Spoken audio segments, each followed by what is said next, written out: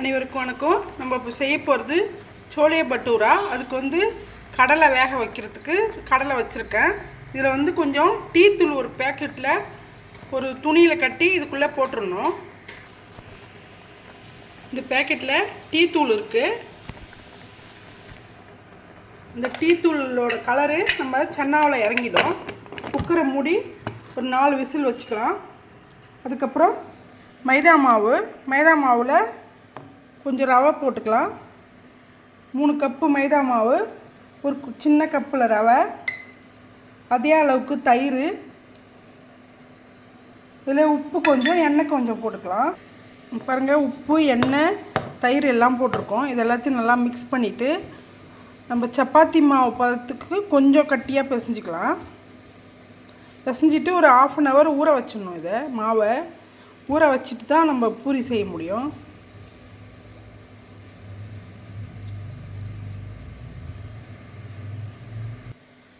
பாருங்கள், இந்த பதத்துக்கு மாவு நல்லா பிசைஞ்சிட்டு ஒரு மணி நேரம் ஊற வச்சுருங்க.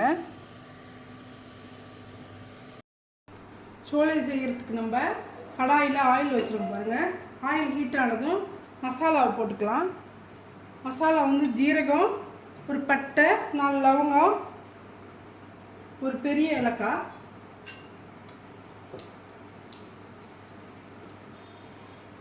இந்த மசாலா கொஞ்சம் ஆயிலில் இறங்கட்டும்.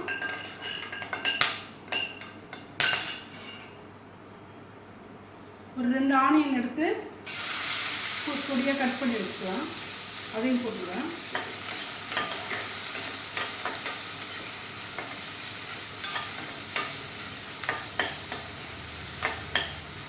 ஆனியன் நல்லா ப்ரௌன் ஆகணும். இதில் கொஞ்சம் இஞ்சி பூண்டு தட்டி போட்டுக்கலாம்.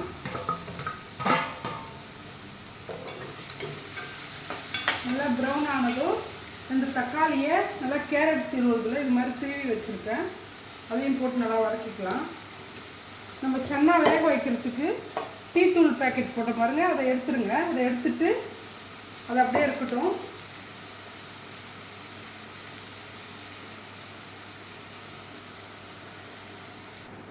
ஆனியன் ஓரளவு கலர் சேஞ்ச் ஆகிடுச்சு. இந்த டைமில் இது வந்து சோளை மசாலா, இது ஆம்ச்சூர் பவுடர், கரம் மசாலா, மிளகாய் பொடி, கொஞ்சம் மஞ்சள் பொடி போட்டு இதிலே நல்லா வதக்கிக்கலாம்.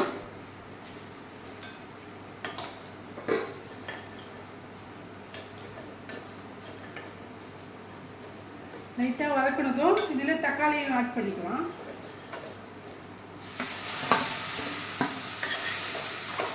தக்காளி நல்லா வதங்கணும்.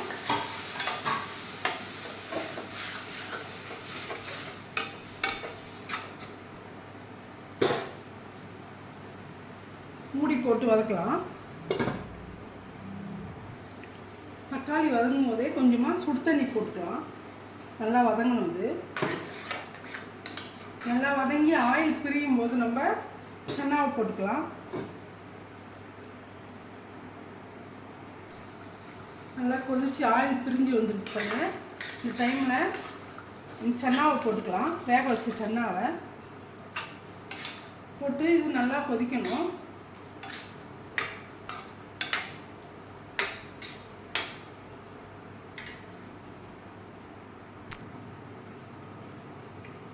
பாருங்க, கிரேவி நல்லா ரெடி ஆகிடுச்சு. ஆயிலெலாம் மேலே பிரிஞ்சு வந்துருக்கு. இதை எடுத்துகிட்டு நம்ம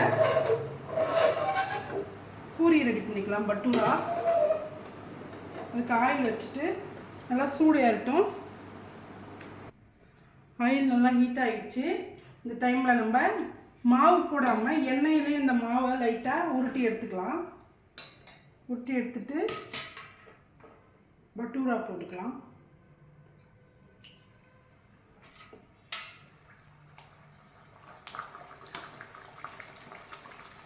இந்த மாதிரி ப்ரெஸ் பண்ணிங்கன்னா லைட்டாக உப்பி வரும்.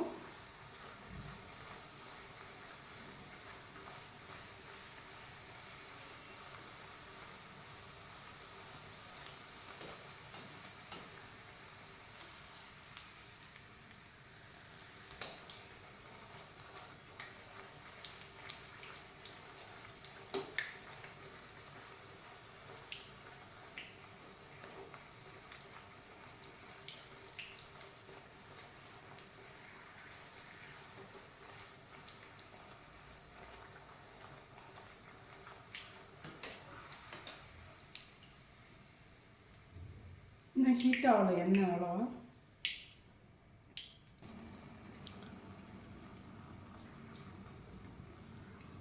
பாருங்க இது மாதிரி நல்லா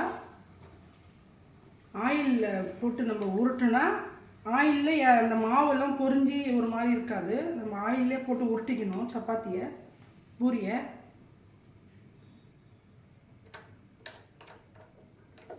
ரெடி ஆயிடுச்சு சோளே.